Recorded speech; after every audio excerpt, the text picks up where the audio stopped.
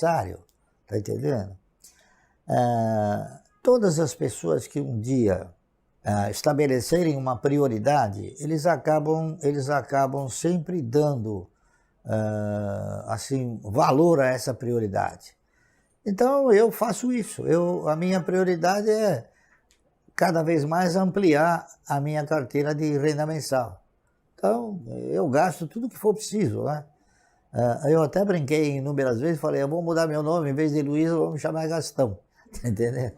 Mas eu não faço economia nenhuma em moradia, enfim, em todas as necessidades vitais que o indivíduo tem que desenvolver. Eu moro bem, tá certo? Me locomovo bem, me visto de acordo com aquilo que eu acho que eu tenho que me vestir, tá entendendo? Eu nunca tive a pretensão, nem a sensação de agradar terceiros para que eles pudessem me dar uma avaliação da minha vestimenta, né? Agradando a mim, é o que basta, tá certo? Eu dou pouco valor para as opiniões. Agora, eu gasto. O que for preciso gastar, eu gasto. E eu duvido que tenha alguém que gaste mais do que eu. Um dia eu fui pobre, né? Eu nunca tive a pretensão de ser rico. Eu sempre tive medo de voltar a ser pobre, certo? Então, o que acontece? O meu conceito de riqueza é o seguinte, é que rico é aquele que se contenta com o que tem. Eu sou pobre porque eu não me contento com o que eu tenho. Não porque eu interprete que o que eu tenho já não seja suficiente, mas é que eu acho que há a possibilidade de ganhar mais. Então, eu não quero parar no tempo, eu quero continuar evoluindo, tá certo? Então, e outra coisa, essa evolução vai fazendo com que as pessoas assumam um caráter mais positivo na sua carteira, nos seus ganhos, né? É isso aí. Chega num determinado momento que você não consegue gastar, mas nem um centésimo daquilo que você ganha, certo? Então as pessoas gostariam que eu tivesse 5, 6 Mercedes, entendeu? Eu tenho bons carros, ótimos carros, mas não precisa ser o mais caro, não precisa ser o de 300 mil dólares, tá entendendo? Pode ser o de 50, de 80 mil reais, que tá muito bom. O que importa é você analisar aquilo, você investir naquilo, comprar aquilo que efetivamente vai te traduzir num benefício. Eu não sou uma pessoa que compra bengalas, tá certo? Bengalas é o seguinte, eu não preciso chegar para uma pessoa e falar, olha, tá vendo, eu tenho isso, eu tenho aquilo, eu tenho outro. Ao contrário, as ações são um ativo que esconde o teu patrimônio, tá entendendo? Não é como são patrimônios assim que são ostentatórios, né? A ação não é ostentatória, porque ela está guardadinha, ninguém sabe se você tem ou se não tem, se é verdade ou se é mentira, né? Enfim, a Bolsa não tem milhões de investidores. A Bolsa tem muitos especuladores. Então, às vezes, o cidadão chega para mim e pergunta, ô Márcio, me diga uma coisa, qual é a hora de vender uma ação? Eu falo, mas a ação é feita para comprar, não é feita para vender. Tá entendendo? Então, esses milhões a que você se refere são milhões de especuladores, porque na realidade, investidores como eu, há uma quantidade muito pequena. E eu vou dizer até uma coisa que é o meu sentimento. A Bolsa como instituição, ela não deseja investidores como eu. Ela quer que o cidadão que entre no mercado seja um especulador. Por quê? Através desses fluxos especulativos é que ele consegue gerar o quê? Ele consegue gerar emolumentos para a Bolsa. Então a Bolsa tem assim, muita pouca consideração, tá certo? Em relação aos investidores. Ela oferece muita consideração aos especuladores, que é o que ela quer que entre para o mercado. Por exemplo, o investidor, como eu, é aquele que se preocupa em ter um patrimônio que lhe permita ter uma renda mensal. Tá correto? Ao passo que o especulador é aquele que está preocupado em um gap, em comprar um preço e vender em outro preço um pouco mais caro.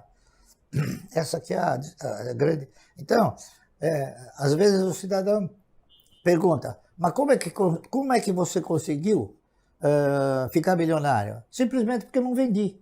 Está correto? Eu acho que quando você vem para o mercado, você tem que vir observando um foco. Qual é o foco? O foco é você investir. Eu acho que a grande maioria das pessoas não absorve esse foco. As pessoas vêm no mercado e interpretam o mercado que é uma estrutura de sobe e desce.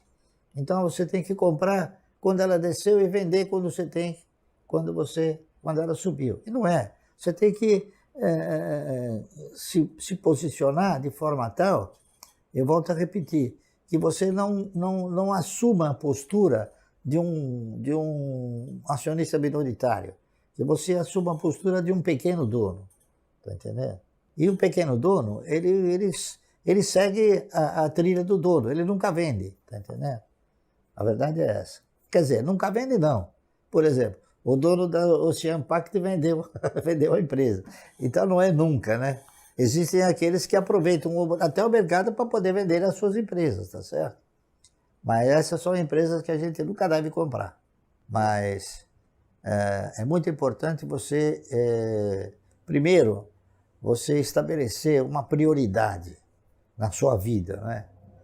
Então, essas prioridades, elas vão fazendo com que essa prioridade vai fazendo com que você, ao longo do tempo, você vai administrando os seus egos, tá certo? E com o decorrer do tempo você passa a controlar os seus egos. Então, eu sou uma pessoa que controla os meus egos.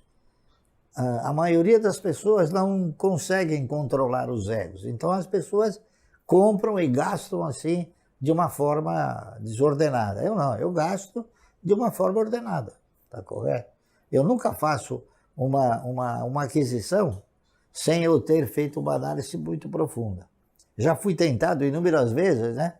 Mas ninguém conseguiu, tá certo? Então eu procuro analisar e olhar o futuro. Eu não olho assim, eu olho para frente, né? Então quando o cidadão tiver que comprar ações, tiver que entrar no mercado de valores, ele tem que analisar os projetos, ver a perenidade, ver a sustentabilidade do papel, a origem dos resultados, a potencialidade da empresa, né? o histórico de distribuições, enfim. As pessoas que operam no mercado, vai depender muito da postura da pessoa, do profissional. Eu, por exemplo, eu não vivo de corretagens, eu vivo de dividendos. Então, aquilo que eu procuro desenvolver, aquilo que eu procuro orientar, é no sentido do cidadão formatar um portfólio que lhe permita ter uma carteira de renda mensal como eu tenho, como eu construí, tá correto? Eu não saberia dizer qual o tempo necessário para a pessoa ter e adquirir uma cultura capaz de ter uma experiência como eu tenho, de 50 e poucos anos de mercado, entendeu? E até hoje eu aprendo, a verdade é essa. Né? Veja que eu comprei o Ocean Pact, né? Isso aí é um aprendizado que eu nunca pensei que talvez eu fosse ter que aprender novamente. Há muitos anos eu aprendi um negócio interessantíssimo. Eu não dou o valor que o patrimônio consegue representar para muitas pessoas, né? Eu já tive ações que eu comprei por 25 centavos e hoje ela custa 100 reais. O patrimônio, ele apenas e tão somente, ele contempla o seu ego, ele não te põe recursos no seu caixa. O que põe recursos no seu caixa é o dividendo. Então, eu não me preocupo com a oscilação do meu patrimônio, porque ela costuma oscilar de uma forma expressiva, né? Expressiva que eu digo de 300 a 400 milhões a cada vez que dá uma crise. E eu não me importo porque ele ele não abastece o meu caixa. E eu sei que daqui a pouco a crise vai ter uma gestação e o patrimônio vai voltar a ter a sua magnitude de antes da crise, tá certo? Então, eu até recomendo o seguinte, aqueles que se propuserem a investir no mercado de ações, eles têm que exercitar esse tipo de postura, ou seja, olhar para aquilo que abastece o teu caixa, não aquilo que contempla o teu ego.